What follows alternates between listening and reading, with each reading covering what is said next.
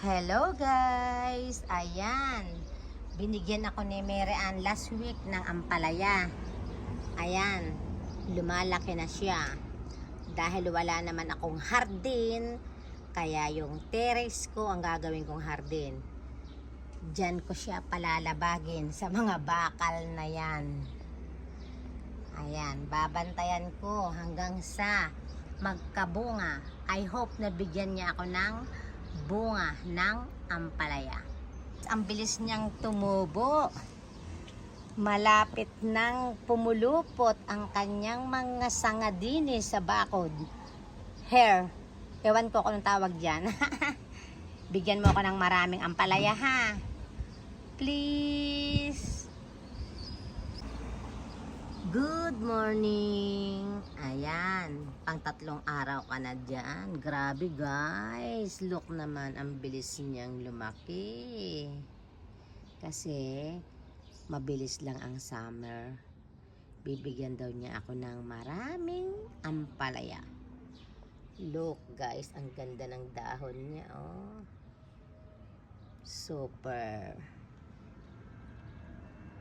Yun guys, oh, pumulupot na yung isa. Super beautiful ampalaya. Babantayan natin araw-araw at kakausapin para bigyan tayo ng maraming ampalaya. Ayan na guys, kumakapit na siya.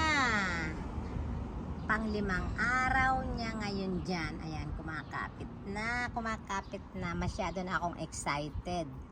Kasi guys, first time ko na nagtanim sa terrace ng gulay o ampalaya. Ayan, sa gabi ko lang siya dinidiligan kasi sobrang init para hindi malanta. Diba? Pang-6 na araw na po akong nandito sa terrace. Ayan, today is 6 days.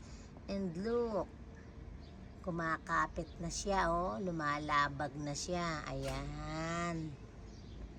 I'm so very happy. Healthy siya, guys. Healthy. Bigyan mo ako ng maraming bunga. Ang bilis palang lumaki ng ampalaya. Hindi ko akalain na ganun kabilis lumaki ang ampalaya. Bigyan mo ko ng maraming bunga. Good morning. Look guys. Today is 7 days. Madre mia, madre mia. Very, very, very good. 7 days, but look, ang bilis niya guys, lumaki talaga. Masaya lang ako guys kasi nga, and 30 years here in Spain, never akong naglagay dito ng gulay o ampalaya. Kahit mga plantas hindi ako naglagay kasi nga tumutulo sa baba. Pero dahil meron siyang pangsala ng tubig, iingatan ko na lang bumagsak sa baba. Mukhang bibigyan ako ng maraming verdura, vegetables o gulay. Good morning! Wow! Look guys! Ayan! Malayo-layo na nalalabag niya. Talagang lumalaki na siya. Wow naman. Bigyan mo ako ng maraming ampalaya. So healthy. Ayan. Very, very healthy. 8 días. Tan precioso. Este es mi verdura ampalaya. Ayan. Ampalaya is life. Ang ganda guys, no? Okay na okay. Good morning. Hello. Every day is very beautiful day like this. Look, guys, look. Today, 9 days in my terrace. This is vegetables, guys. Is ampalaya. I don't know in English. Ampalaya. This is my favorite vegetable. Thank you.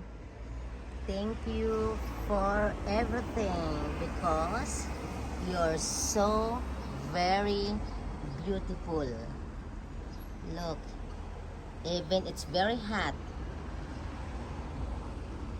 the leaves are so beautiful and sunshine. Look, guys, today 10 days, only 10 days, but look, ang bilis niyang lumaki o lumabag, guys. Look naman, guys, look. Grabe, ang bilis palang lumabag at lumaki ng ampalaya. I'm very excited, guys. I hope na bibigyan niya na ako ng bunga. Ampalaya. You see? Super bilis, oh. Ang bilis niyan lumabag, oh. Look at this, look at this. Look at this. Para siyang magkakaroon na ng flowers. Look. Grabe, I'm so excited. Kasi guys, this is the very first time in 30 years na ako ay nagtanim ng gulay o ampalaya sa terrace ko. I love it so much. I am a plants lover, guys. Look, look, look, look. So very healthy.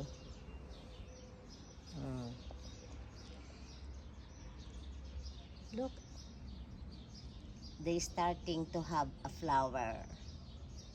The next is vegetables.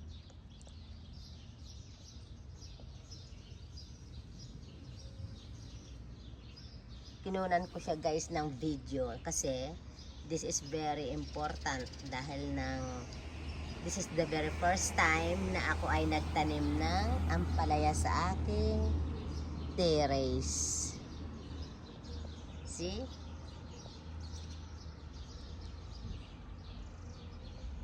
Okay. See you on next vlog. This is the part 1 since na aking itinanim. Thank you so much, guys. Thank you so much for watching. This is the part 1 of ampalaya.